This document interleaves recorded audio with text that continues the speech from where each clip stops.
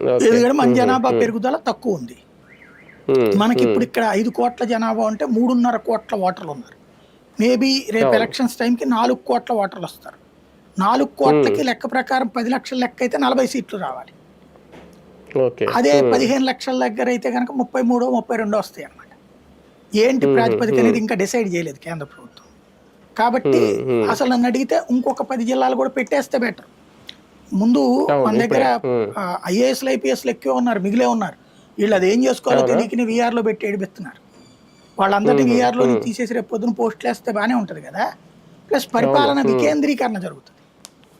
పరిపాలన అవును. వికేంద్రీకరణ ముఖ్యం. మనం కలెక్టరేట్ దగ్గరలో ఉన్నప్పుడు ఉండే సేఫ్టీకి ఎంఆర్ఓ ఆఫీస్ నుంచి ఆర్డీఓ ఆఫీస్ నుంచి ఆ పైన కలెక్టర్ దగ్గరికి వెళ్ళడం అనేటటువంటిది చాలా పెద్ద తతంగం కదా. కాబట్టి చేసేసుకోవచ్చు. అంటే వీళ్ళ ముద్ర ఉండాలనుకుంటే తెలివైన వాళ్ళు అయితే ఇంకా చేసేసుకోవచ్చు. కాకపోతే అవును. ఆ ప్లానింగ్ చేసుకోవట్లా అది అది మళ్ళీ జగన్కి వదిలిపెడతారేమో. అంతే. జగన్ వచ్చాక కానీ ఒకటి సార్, దీని వెనక స్థానిక సంస్థల ఎన్నికలకి ఏమైనా ప్రయోజనం ఉంటుందా రేపొద్దున ఒకవేళ ఎప్పుడు జరిగినా? దానికి దీనికి ఏం సంబంధం లేదు. ఇది జిల్లాలకు స్థానిక సంస్థల ఎన్నికలు అధికారంలో ఉన్నోడికి గెలవటం అనేది కామను. ఇప్పుడు తెలంగాణలో చెప్పుకున్నట్టు మీకు 25 లక్షలు ఇస్తాం ఏకగ్రీవంగా ఎన్నుకుంటే 10 లక్షలు ఇస్తాం అని చెప్తారు. ఇక్కడ కూడా అప్పుడు జగన్ అదే కదా చెప్పింది. ఏకగ్రీవంగా ఎన్నుకుంటే కనుక 10 లక్షలు 15 లక్షలు అప్పుడు